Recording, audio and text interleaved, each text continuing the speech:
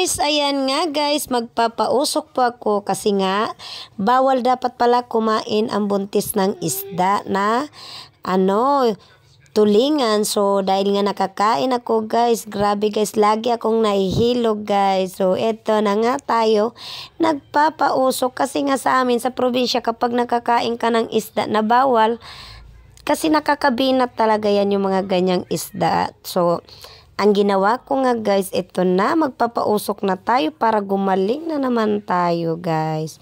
So, yung iba nga, ang alam ko talaga hindi sila naniniwala sa mga gantong pausok. Pero sa amin kasi sa probinsya, ito ang ginagawa kapag nakakakain ka ng bawal. Dapat talaga nagpapausok para gumaling. So, ito na nga, no.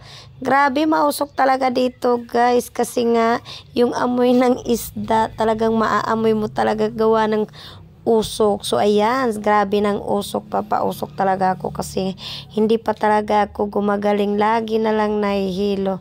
Sobrang hilo talaga. Hindi naman hindi naman to sa sa pagbubuntis ko. Simula nung nakakain ako ng isda, ito po yung dahilan. So, ayan, trinay ko muna na magpausok, baka sakaling gumaling ako dito.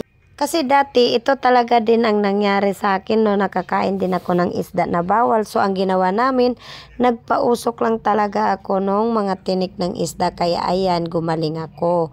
Kaya, ito na naman ang aking ginawa para gumaling din ako. Kasi nga, ilang araw na talagang nahihilo ako simula nung nakakain ako nung isdang tulingan. So, bawal pala yun kainin lalo na kapag malapit doon sa may buntot, no. So, ayun, laging akong nahihilo. Tapos, hindi ko kayang tumayo. So, ito na nga ang ginawa ko, nagpausok ako para gumaling.